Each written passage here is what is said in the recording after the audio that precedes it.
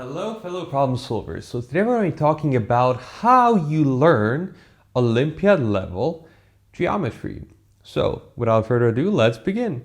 And the thing you need to know here is that as with everything, you need to solve problems to get better at these things. You know, because at the exam, at the end of the day, what you're doing is solving problems. However, that being said, you can't solve problems if you don't have the basic tools. So, what is a good book that you can look at? So, the first thing to say is you just need a book that has a couple of things. Teaches you about congruence, similarity, angle chasing, tells you how to calculate angles, parallel lines. It teaches you about concyclic points, like what is a circle and what are the things we know about circles. With that, and these are the basics with which you can solve a lot of problems, and it shows you a couple of places where it adds a point to prove something.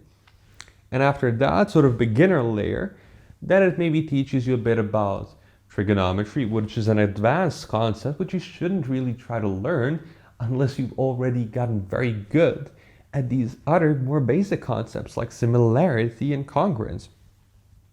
So there's trigonometry, there is power of point, there's the radical axis theorem, and with that homothety as well, and Chevas and Menelau's theorem.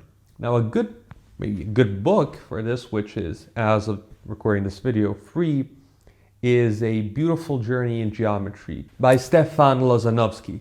And what that book gives you is it gives you all the really necessary theory that you will ever really, I believe, need for geometry.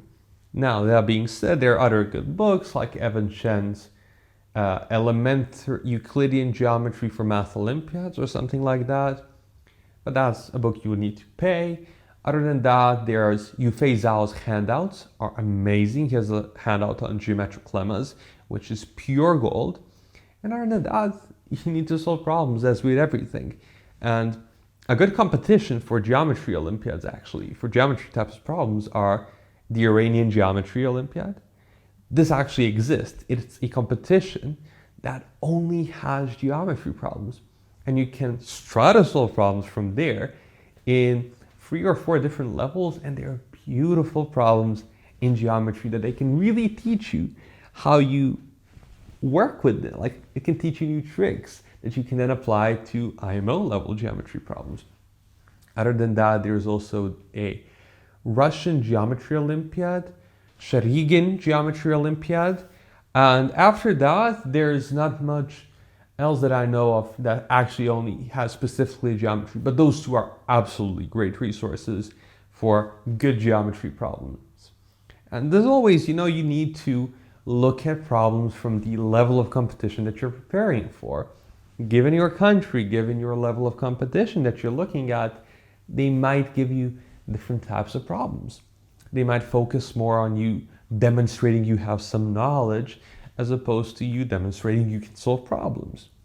It's unfortunate because the IMO is usually you demonstrating that you can solve some problems rather than that you demonstrate knowledge. But some competitions do need you to demonstrate a certain form of knowledge, which you need to learn about. And again, this is best done through solving problems from that competition. That's really all you need for geometry in math competitions.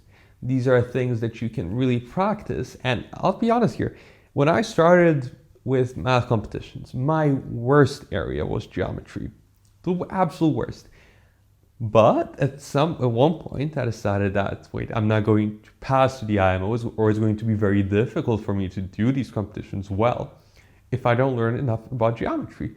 So I started learning about the basics building blocks slowly. I wrote a whole textbook for myself on why different things are true, what are the different lemmas I know, why are they true. And I started actually solving problems that were a grade or 2 below me, that were not going to show up in my competitions, but that I needed to solve to build up my confidence.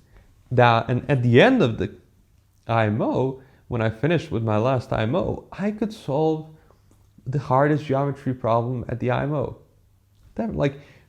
Not definitely, I didn't get a chance with that, but I felt prepared for such an event. And with that, I want to say it's something that in the beginning, you can feel as though that you're not good at this is not your field. But the reality is, it takes time and practice. And you can get a lot in geometry from drawing good diagrams. Sometimes drawing a good diagram can actually give you a big hint as to what it is you need to prove. And that's really all you need to learn geometry for the International Math Olympiad. And as always, thanks for problem solving.